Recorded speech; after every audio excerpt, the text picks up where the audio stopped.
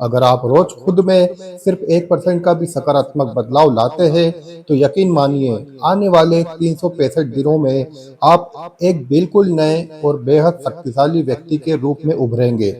छोटे छोटे कदम ही हमेशा बड़ी सफलताओं की बुनियादी बनते हैं। इसी प्रेरणा के साथ आज के इस बेहद खास ज्योतिषी सत्र में आप सभी का दिल से स्वागत है, जो विशेष रूप से कर्क राशि के जातकों के लिए तैयार किया गया है। जैसा कि आपने आज के मुख्य विषय में देखा, हम आपके उन अनगिनत सवालों पर बात करने जा रहे हैं जो आपने अपने आने वाले कल को लेकर जाहिर की थी। आप जानना चाहते थे कि वक्त की ये गूंज आपको किस मुकाम पर ले जाने वाली है। असल में जब शनिदेव, राहु केतु और देवगुरु बृहस्पति जैसे धीमी चलने वाले बड़े और प्रभावशाली ग्रह एक ही राशि में लंबा वक्त बिताते हैं, तो हमारे जीवन के कैनवास पर उनकी अमिट छाप छूटती है। इसी कड़ी में हम साल 2026 से लेकर साल 2030 तक के उस स्वर्णिम दौर और महत्वपूर्ण 5 साल के दौर का विस्तृत विश्लेषण करने जा रहे हैं, जिसकी भविष्यवाणियां आपके पैरों तले से जमीन खिसका देंगी, क्योंकि ग्रहों की बदलती चाल आपके भाग्य का नया इतिहास लिखने जा रही है। उदाहरण के लिए, न्याय के देवता शनिदेव जून 2027 में अपनी स्थिति बदलते हुए लगभग 2.5 साल यानी साल 2030 के मार्च तक आपकी कुंडली के एक बेहद महत्वपूर्ण भाव को प्रभावित करेंगे। वहीं मायावी राहु भी करीब 1.5 साल तक अपना पूरा असर आपके जीवन के फैसलों पर दिखाने वाले हैं। इन दीर्घकालिक ग्रहों के महागोचर से आपके करियर, सेहत, आर्थिक स्थिति और पारिवारिक रिश्तों में क्या बड़े उलटफेर होने वाले हैं और क्या चीजें बिल्कुल निश्चित रूप से होकर रहेंगी, इसे हम बहुत गहराई से समझेंगे, ताकि आप वक्त से पहले सजग होकर हर चुनौती को अवसर में बदल सके। ध्यान रहे कि यह संपूर्ण फलादेश आपकी चंद्र राशि और जन्म कुंडली पर आधारित है। तो चलिए बिना देर किए समय के इस अद्भुत रहस्यमयी सफर की शुरुआत करते हैं और जानते हैं कि आने वाले कल आपके लिए क्या सौगात लेकर आ रहा है।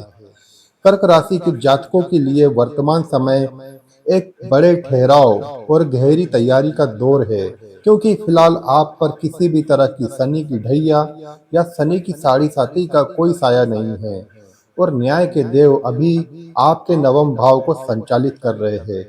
लेकिन असली कहानी शुरू होगी 3 जून 2027 के बाद, जब शनिदेव आपके 10वें भाव में प्रवेश कर जाएंगे और मार्च 2030 तक यहीं रहकर आपके जीवन की पूरी रूपरेखा को बदलकर रख देंगे। ज्योतिष शास्त्र में दसम भाव को हमारा कर्म क्षेत्र माना गया है और पूरे 30 वर्षों के लंबे इंतजार के बाद जब कर्म के अधिपति स्वयं अपने ही घर यानी आपके कर्म स्थान में कदम रखेंगे, तो यह आपके जीवन का सबसे बड़ा टर्निंग पॉइंट साबित होने वाला है।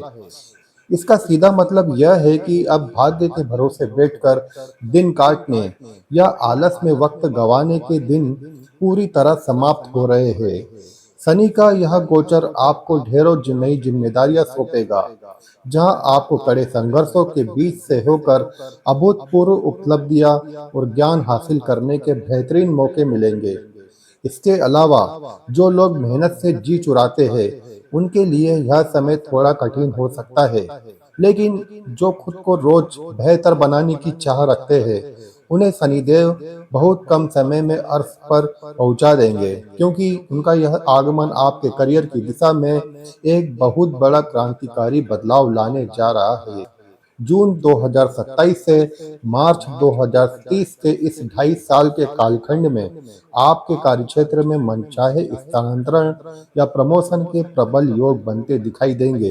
यदि आप लंबे समय से किसी दूसरी जगह शिफ्ट होने की योजना बना रहे थे या 7 समंदर पार विदेश जाकर अपना भाग्य आजमाना चाहते थे, तो आपकी वो बरसों पुरानी मुराद अब बिल्कुल हकीकत में बदलने वाली है, जिसे हम एक बेहद सटीक और सजीव उदाहरण के माध्यम से बहुत ही बारीकी से समझ सकते हैं। दसम भाव में आकर शनिदेव जब अपनी पूरी शक्ति से आपके द्वादश भाव यानी सुदूर प्रवास विदेश स्थान को निहारेंगे, तो कर्क राशि वालों के लिए अंतर्राष्ट्रीय यात्राओं या लंबी दूरी की यात्राओं के द्वार पूरी तरह खुल जाएंगे। यदि आप सात समंदर पार भी ना जा पाए, तो देश के भीतर ही किसी ऐसी दिव्य या प्राकृतिक जगहों की यात्रा निश्चित है, जहां जल तत्व की प्रधानता होगी। जैसे कोई सुंदर समुद्र तट, नदी का किनारा या फिर कोई प्रसिद्ध वाटर एक्टिविटी वाली जगह। इसके साथ ही कर में शनि की सीधी नजर आपके चौथे भाव पर पड़ने से भूमि, भवन और वाहन के सुख में जबरदस्त इजाफा होने वाला है। आगामी 2 से 4 वर्षों के भीतर आप अपने आसियाने का जीर्णोद्धार करा सकते हैं, नई अचल संपत्ति का निर्माण करा सकते हैं, कंस्ट्रक्शन या बिल्डिंग मटेरियल से जुड़ा कोई बड़ा निवेश कर सकते हैं, या फिर घर के लिए कोई लग्जरी गाड़ी और भारी इलेक्ट्रॉनिक उपकरण खरीद सकते हैं। इस भौतिक उन्नति के बीच एक और बेहद खूबसूरत मोड़ आपका इंतजार कर रहा है, जो अगले 2.5 से 2 साल के भीतर ही फली फलीभूत होगा, और वह है आपके विवाह के मंगलकारी योग। दरअसल जून 2026 में देवगुरु बृहस्पति राशि परिवर्तन करके आपके एक विशेष भाव में गोचर करेंगे, जहां से उनकी अमृतमयी सातवीं दृष्टि सीधे आपके विवाह और साझेदारी के सप्तम भाव पर अमृत बरसाएगी। और आगे चलकर जब शनिदेव भी दसम भाव में आएंगे, तो उनकी विशेष 10वीं दृष्टि भी इसी विवाह स्थान को जागृत करेगी। जब आकाश मंडल के ये दो सबसे बड़े ग्रह एक साथ आपके सप्तम भाव को आशीर्वाद देंगे, तो तो जो जातक शादीशुदा नहीं है, उनके घर में शहनाइयां गूंजना बिल्कुल तय है। इसके अलावा जो जातक नौकरी के बंधनों से मुक्त होकर खुद का कोई नया व्यापार या स्टार्टअप शुरू करने की ख्वाहिश रखते थे, उनके लिए भी दैनिक आय के नए स्रोत विकसित करने और खुद का साम्राज्य खड़ा करने का यह सर्वोत्तम कालखंड साबित होगा।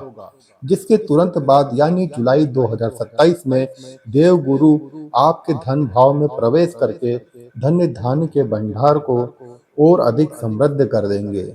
जुलाई 2027 से जून 2028 के मध्य कालखंड में वाणी और संवाद के क्षेत्र से जुड़े पेशेवरों, जैसे कि मार्गदर्शक, व्याख्याता, परामर्शदाता, चिकित्सक या किसी भी प्रकार के सलाहकार, कार्य में लगे लोगों के लिए यह गोचर चमत्कारी साबित होगा, क्योंकि इस दौरान देवगुरु बृहस्पति आपके धन और कुटुंब भाव को ऊर्जित कर रहे होंगे। इसके बाद जब बृहस्पति आपके तीसरे और चौथे भाव में गोचर करेंगे, विशेषकर जुलाई 2028 के उत्तरार्ध में, तब आपके लिए डिजिटल माध्यम, लघु यात्राएं, सामाजिक सरोकार और आध्यात्मिक साधना के मार्ग पर आगे बढ़ने के बेहतरीन संयोग बनेंगे, जो आपके सामाजिक दायरे को एक नई ऊंचाइयां देंगे। समय के चक्र में साल 2030 के मार्च के महीने में जब शनिदेव आपके एकादश भाव में प्रवेश करेंगे, तो वे आपके सप्तम और अष्टम भाव के स्वामी होने के नाते आपके जीवन साथी के लिए अप्रत्याशित वित्तीय लाभ और उन्नति के मार्ग खोलेंगे। हालांकि इस अवधि में आय के नए स्रोत के साथ साथ आपके खर्चों में भी भारी बढ़ोतरी होगी, और आपको किसी बड़े निवेश के लिए ऋण भी लेना पड़ सकता है। इसी वर्ष 2030 में जब शनि की पूर्ण दृष्टि आपके पंचम भाव पर पड़ेगी, तब आपकी प्रेम, संस्कृति और निजी संबंधों में कुछ भावनात्मक चुनौतियां आ सकती है, जिसका मुख्य कारण भारी नहीं, बल्कि स्वयं का आपका अत्यधिक संवेदनशील और पल पल बदलने वाला मिजाज होगा। चूंकि कर्क राशि जल तत्व प्रधान राशि है और इसके अधिपति मन के कारक चंद्रमा हैं, इसलिए आपका अंतर्मन एक जगह ठहर नहीं पाता और अनजाने संशयों, शंकाओं और नकारात्मक विचारों के भंवर में फंसकर आप अक्सर अपनों पर ही अविश्वास करने लगते हैं। एक ऐसी मानसिक स्थिति जिसका संसार में कोई इलाज नहीं है और जहां किसी के समझाने का भी कोई असर नहीं होता। अतः यही जिद आपके पारिवारिक और वैवाहिक रिश्तों में दरार पैदा कर सकती है। जिससे आपको बचना होगा। इसके समानांतर 6 दिसंबर 2026 से लेकर जुलाई 2028 के बीच मायावी राहु का संचरण आपके सप्तम भाव में रहेगा, जो आपके दाम्पत्य जीवन और व्यापारिक साझेदारियों के लिए एक अत्यंत सतर्क रहने वाला समय है। इस दौरान जो भी बाहरी व्यक्ति आपसे रातों रात अमीर बनाने, निवेश पर दोगुना मुनाफा देने या बड़े बड़े सुनहरे वादे करने सामने आए, उसकी नीयत पर तुरंत भरोसा करने की भूल कतई न करें, क्योंकि यह राहु विपरीत लिंगी और व्यावसायिक सहयोगियों के माध्यम से भ्रम की स्थिति पैदा करवा सकता है। इस समय सट्टेबाजी, लॉटरी या शेयर बाजार के अप्रत्याशित फैसलों से दूरी बनाकर चले।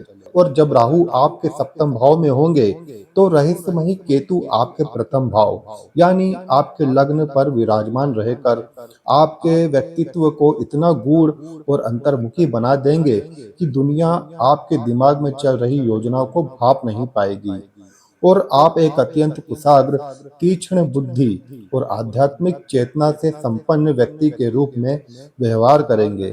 ग्रहों का सबसे सुखद नजारा आपको जुलाई 2028 से लेकर पूरे 2029 के अंत तक देखने को मिलेगा, जब राहु आपके छठवें भाव में प्रवेश करेंगे। और भले ही वे धनु राशि में कम सहज होते हैं, फिर भी छठे घर का राहु आपके बड़े से बड़े कर्ज, असाध्य रोगों और गुप्त शत्रुओं को आपके कदमों में लाकर खड़ा कर देगा। आपके विरोधी स्वयं अपनी हार मानकर आपसे सुलह की भीख मांगेंगे। कोई भी पुराना कानूनी विवाद या अदालती मुकदमा आपके पक्ष में हल हो जाएगा, और किसी भी प्रकार की प्रतियोगी परीक्षाओं या प्रतिस्पर्धाओं में आपको अभूतपूर्व सफलता मिलेगी। इस समय केतु का द्वादश भाव में होना आपको भौतिकता से दूर परम शांति और वैराग्य की ओर खींचेगा। लेकिन जैसे ही जनवरी 2030 में राहु आपके पंचम भाव में कदम रखेंगे, तो विद्यार्थियों की एकाग्रता भंग होने और प्रेमियों के बीच अचानक अलगाव या वैचारिक मतभेद बढ़ने के आसार बनते दिखाई दे सकते हैं। इसलिए उस दौर में अपनी बुद्धि और भावनाओं पर विशेष नियंत्रण रखना अनिवार्य होगा। इस पूरे कालखंड को अपने पक्ष में बनाए रखने के लिए नियमित रूप से पक्षियों के लिए दाना पानी का प्रबंध करें। चंद्रमा के दिव्य बीज मंत्र ओम श्राम श्रीम श्रोम सम चंद्रमसे नमः का श्रद्धा पूर्वक 108 बार जाप करें। प्रतिदिन हनुमान चालीसा के पाठ को अपनी दिनचर्या का हिस्सा बनाएं, और सुबह के समय तांबे के पात्र से उगते हुए सूरज को ओम घृणी सूर्याय नमः मंत्र के साथ अर्घ्य प्रदान करें।